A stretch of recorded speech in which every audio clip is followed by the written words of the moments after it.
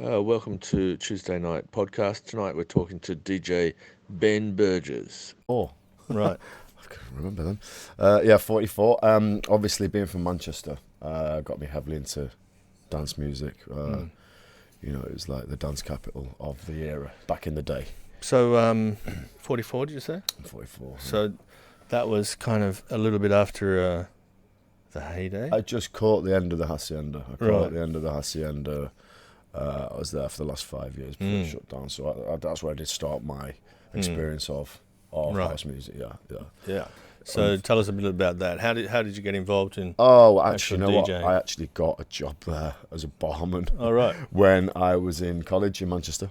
I worked behind a bar in the hacienda when I was 17. I was actually underage, but oh well. You started early. Yeah.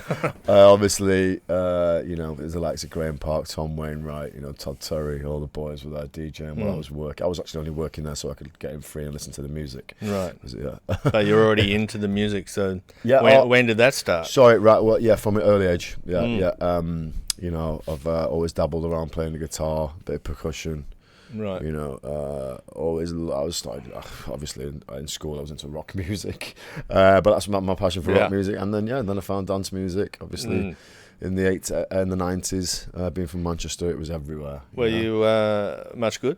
I wouldn't like to pick one up now, but I think when I was younger, I was okay. You know, because I practiced a lot. And you're in bands, or you I was in made it. that far?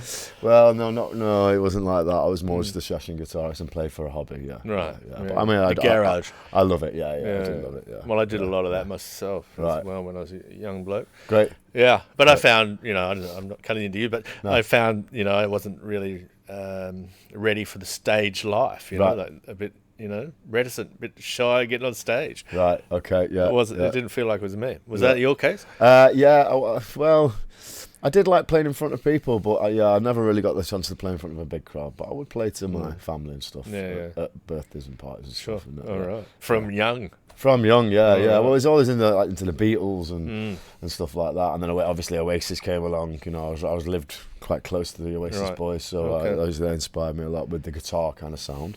But then it all turned into the acid house, the dance, you know, the dance, the Prodigy, and What bands year, like that came what out. year was that? That was late 80s or These are 90s? the 90s, yeah, mid-90s, yeah. So that's when it all started, really. I'd have been like 18, 19.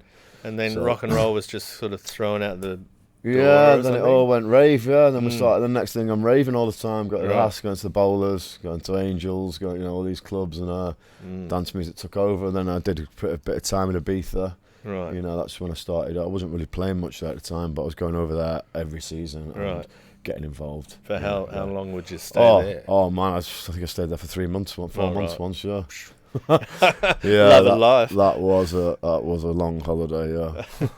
And what kind of music was it back then? The acid house. Oh mate, well, you know, I grew up with the DJs like Sasha, Digweed, you know, Paul Oakenfold. Progressive. Yeah, Trance. Yeah, it was that kind of stuff, and then it got into quite techno, and then we got a DC-10 back in the day, and then it was a bit like, yeah, it was good. It was they were good days them days. You know? And so when Hacienda, Proper clubbing. you're pouring drinks, and then you gravitated to the decks. Oh Or is yes, for sure. Well, I used to actually get to go and stand in the DJ box with Graham Park because I got friendly with them all because they knew that I loved music, and you know, so I stood in there and watched them doing it, Right. and I was just like, I've got to do this. you know. Right.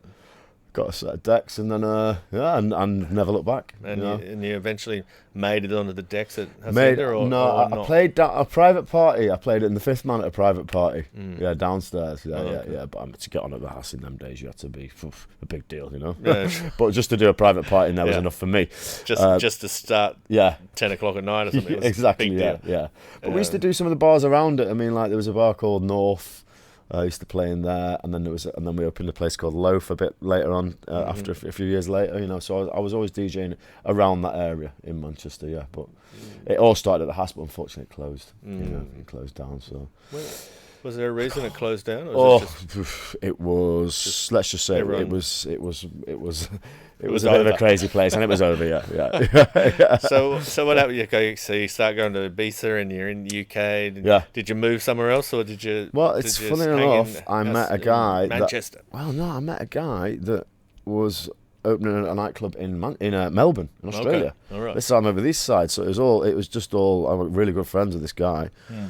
He was just a nightclub owner, and he just used to come into. He was in Manchester. He had family there, and he came into a club that I was playing at, and he just loved my music. And then he just hit it off with him. It was a great time, and he literally just flew me to Australia to open this club. This club is in Melbourne called Platform. We opened that, and I did a 2-year residency there. And when was that? Oh man, this is what 2002, 2003. Okay. Yeah, so that was a big move. That's yeah, because I was just doing the bars and stuff around Manchester, and it's just house music was kind of dying a bit there, R&B and live music was getting back in. So in Australia it was huge at that time, so I got over there and did that, and then from there I came on holiday to Asia. All right. I actually came on holiday to Thailand first, and then I got involved with the full moon parties in Copenhagen. Okay.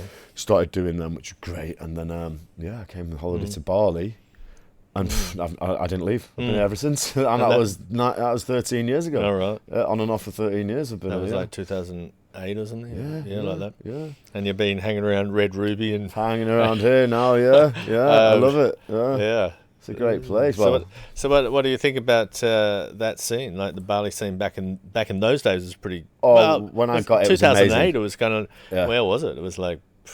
Living room or something? Well, Mint? I don't know. Yeah, it was Mint. And then Ginger came along, and then that was. That was the Mary Magdalene's. That was after hours place and all that. Yeah, I caught the end of that. Right. That was good. Some good nights out. Yeah. Double Six was still kicking. Double Six was huge. Yeah. And that whole area, the Deja Vu or something, and all those places were still kicking on, and that was the centre of town, right? Exactly. Back in those days. Yeah, so I know that was just towards the end of it when I got there, but I saw the end of that, and I believe it was a great place then. Yeah. But there's a lot of psy trance or something going on around that time. Well, I never got really banging something down at Double Six was really I never really went there much, but I believe it was. I believe it was full on in there. Yeah. But you're progressive still. I love all kinds of house music, but I do like to play progressive house and deep house and. But there's not much call for it around here. There's not which surprises me. No, well we do some events. Obviously I do a bit of work with Shamuri. Shamuri's a great DJ here, and he really supports the scene. So I play on some of his nights when he invites me, and it goes down well there. But a lot of the other venues are a lot more house. I do play house music as well, but I prefer the underground stuff, really. No. Well, the underground kind of died in the arse a little bit after the cops arrived and closed all the doors. Exactly, yeah. And I think some of my favourite gigs are at villa parties. Oh, okay. Where I can play whatever I want. Yeah. Just get a group of people together and just go for it. You know what I mean? It doesn't really bother me playing out in the fancy bars and glamming it up like that. For it a bit more dark. Yeah, but you got to watch out for who walks in the door in those villa parties. Well, when they don't have so much protection going on, anything can bloody happen. Yeah, but all those places like DJ Cafe and Pyramid and all that kind of end of town gone. Yeah, gone. So now we're left with I don't know, Vault. Vault's great. I mean, look, you saw it last week. You were down there. Right? I was down there. I saw you on the dance floor, mate. Yep, I did. That's great. I'm playing there. I'm actually playing there next Friday. Actually. All right. So if anyone wants to play that kind of stuff, no, the Friday after. Okay, all right. Yeah, so I'll be playing that kind of. That night will be for underground house, deep house, progressive house. So. But from the beginning. From the beginning. So people are starting to swing towards the. Well, last time I played, I did a full 2-hour set of it, and it was going crazy. Yeah, so they like it in there. Yeah. They like it in there. Yeah. So what about DJing nowadays compared to back when you first began? It's a different thing now, isn't it? It's just pushing buttons, isn't it? It's more about tune selection now than creativity on your mixing, I think, really. It's just because it's so easy, music's so easy to get. Back in the day on vinyl, it was just so hard to get the good records, and it was an art, it really was an art to mix the vinyl. Now it's just, I get 1,000 songs a week sent to me. I don't know which ones to pick anymore. It's just that one will do, and then mix it in. Obviously, it's still an art. I'm not saying anything bad about it. It's still, of course, it's an art. And some you can really tell if someone's good at mixing. It's great, but exactly man, there's so much good music out there. And it's so easy to get. You just click a button, you got 1,000 songs. Yeah. Well, I was watching Danny Technici. He was playing in my restaurant last Sunday, doing a live feed, and it's the first time I'd seen him for a while DJing. On his vinyl, not vinyl, just on a CD he fires through the tunes. Yeah, he's a fantastic DJ. Yeah, it's just there doesn't seem to be any kind of layering or mixing or anything. It's just kind of like into the next one. It is. It's and quick, you don't even notice. And it works though, doesn't it? Yeah, it works. Amazing. It's great, yeah. So do you do that kind of thing? Pick it up? No, I'm layer much it out? more of a layer, long flowing mixes with big drops and beats and bass lines and keeping it going, yeah. So what do you reckon is the best place now to do one of those sets? Well, I've got to say the Vault at the moment. We used to do 707 a lot on the Sunset. That was great, but that's having problems with opening at the moment. All right. But for a nighttime experience, so you got the Warehouse as well. I'm playing there this Friday actually. That's Escape, right? Yes. Yeah, I'm down there this Friday, so I'll do my bit there. Escape's more of a house music, but good quality house. So I'll do a bit of my deep. But they do a bit of tech, techno sort of thing. A bit of all that, bit of everything. Escape. Yeah, it's Kaiser's night, so looking forward to that. Yeah, and that's always kind of busy with the Escape down there. Oh too, yeah, and there's a good crowd in there. They go up for it. They go off, because it's a late night venue. And now it's bigger, I guess. It is bigger. Yeah, they just refurb, don't they? I didn't bother going upstairs the other night when I went to the opening, but it looks kind of bigger. And, I never really get why anybody wants to go up there anyway. Well, exactly. Unless it's some sort of VIP area. I think that's what they might. Maybe somebody or members or something like that. If it gets a bit hot and sweaty downstairs, it is a bit of a. No, I noticed that. Yeah. That's good. I mean, I like them kind of clubs. I like the Warehouse vibe. As I say, I grew up in Manchester at the Warehouse parties. Sankey's was a little dirt box, but it was the best club in Manchester at the time. So I kind of feel at home in them dark little basements. Get a bit gritty. Get a gritty crowd going and get some gritty music happening. That's my thing. Yeah. So what else is going on around town for you now? You're producing, you said. Yeah, we do a little bits here and there. I should do more. Obviously, it's taken a lot now. I'm just focusing on getting the DJing back going. Obviously, I've had 16 months off. With everything being closed, it's been very difficult. So, no, we're just trying to get out there, get as many gigs as possible, get things going, get the music out there again, and What about your production stuff over the time? Because you said you were producing quite a lot before when you first began. Yeah, I've done bits. Yeah. Collaborations and stuff. With Nick, a good friend of mine, Nick Hussey. He's a great engineer, great DJ. Yeah, I've done some stuff with him. Yeah. Still got on. Not released much of it yet, but it's all there. Oh, that's just recently here. Yeah, I've done it for myself. Yeah, so I've got tracks that I've made myself, and I'm just going to keep them to play myself. Really. And you play them out. I play them out in my sets. Yeah. Right. So give them a testing, see how they go, and then maybe send them off to some labels. But how do you gauge that? It's pretty hard to gauge unless okay, if everyone throws their hands up in the air, I guess. It means it's good. Besides that, if they walk off and they go to the toilet, I guess. If I clear the dance floor, I know probably just leave that one alone. Yeah. or sort of speed it up or something or whatever. But what do you think's the most important thing with producing? Like, because they seem to go pretty structured. There's this bit and then there's a flatter bit and then moves on. It's just learning the software and patience and time. Yeah, and you just got to be very patient. And going back and forth over and over again. So And do you time make consuming? Do you make your own sounds like that, or do you get that opportunity? You got your sound, haven't you? And you got it's a lot of samples and a lot of loops and stuff, but you got your style, so you try and stick to your style. Yeah. And yours is progressive. Progressive and deep house, yeah. My kind of thing. I do like that kind of style. Yeah, I don't really into commercial music or anything that's too. Too jumpy. Yeah.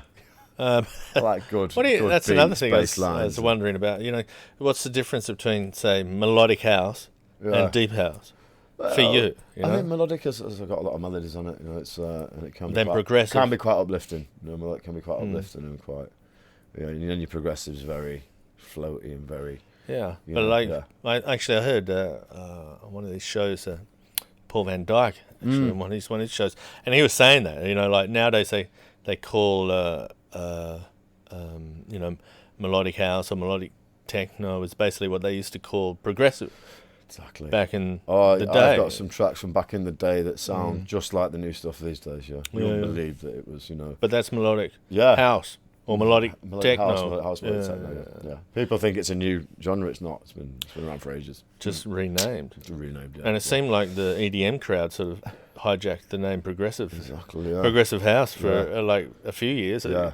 I'd say one of my favourite artists at the moment is like you got like Ben Boma and these guys on a label of Juna, Juna. The Dream. Their production's amazing. The Dream stuff. Yeah, pretty amazing. Good, yeah, it's great. It's so well produced. The talent put behind the producing of that is amazing. So and it's huge. Do you think there's any clubs, playing that kind of stuff? Or in Bali at the moment, no. But that's late night. That's what we need to change. That's what I mean. Because everywhere else in the world, you go to Ibiza, that you'll hear that. You go to Prague, you'll hear that. You go to London, you'll hear that. You go in the late night, like 2 o'clock in the morning. Even in the big venues, even in the major venues like the Printworks, just doing a Juna Deep session every. Well, a Juna Deep, sure, that's deep, but that kind of stuff, melodic stuff. Yeah, is that? Yeah. But it's also, I love playing that stuff at sunset as well. Well, you can do a sunset session with that. It seems perfect for sunset, doesn't it? Exactly. Yeah. And it floats into that Juna Deep kind of sound. They've really got it covered, haven't they? They're huge. They've got their fan base above and beyond and all that. Massive. They seem to be all over it. Yeah. Okay. So what's the most important thing, do you think, for a DJ, right? What's the most important thing for them to do? Is it like engage with the crowd personally like this? Or, because you see a lot of DJs kind of, and of course you've got to make the crowd happy, but I think you've got to also take them on a bit of be a bit experimental, maybe try and educate them a bit. It's not easy, I know sometimes you do just have to play for the crowd and try and please them, but my dream gig would be for people there who want to listen to not songs that they might never have heard before, trying something different, but and not just be bored and stand there and go, what's next, have you got you could play some songs, play some vocals, sure. If I go and listen to a DJ, I'll get into, if he's good, I'll get into anything he's playing. I don't need to hear big tracks. You don't need, I don't need favourite tracks. God, no. Remixes. No, don't need that. Just good quality music, Where there's a lot of people that kind of hope for that, right? Well, of course. Punters. Yeah. All they want a big track after big track after big track. To me, that's not what it's about. Did you ever play down at Sky Garden? Sky Garden, did I? No, I didn't. No, I didn't. No. Was it not your scene? No, not really. No. I was seemed never, like everybody played. No, I was never down in the cuter thing. No. Oh, okay. Yeah. Always been over this side. Yeah. Where the house rules. Because down there they seem to, but they pack them in. Same as these big festivals around Europe and everything else. This EDM, this banging kind of sound packs them in. Yeah, it does. It's a big venue as well, isn't it? How many people's that old thousands, isn't it? Yeah, well, it was. Yeah. But these, like Tomorrowlands and stuff, where they're playing, and there's 100,000 people there, and they're playing, David Guetta or whoever it is, sort of this banging, crazy sort of sounds, which has about this much kind of sex in it. It's all just bouncy kind of noise. Yeah, but they love it. They do. They love it, don't they? How do you get it? I don't know, and they get paid a lot of money for playing it as well. Maybe I should play that. I'm sure it's crossed your mind. Instead of fighting down here against all the dudes to get into Vault. It gives me a headache though, so yeah, I want to come listen to it. Yeah. So what about that one? This is a question. Have you always liked being the centre of attention? No, not at all. Because you have to be the centre of attention, right? No, it's all about the music for me. Right. No, I'm not. No, I don't. Sometimes you don't put a show on. No. Sometimes you do. No. I will show my appreciation for the music and hope that people are enjoying it with me. Right. Never will stand there jumping up and down, my hands in the air, shouting "Oi oi."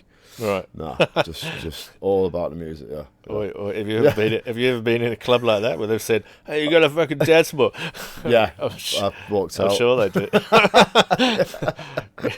You got to be doing it like this. Yeah. You got to do, you got to wear this. You got to dance like this. You got to look like this. You got to play like this. Nah, all right. See you later.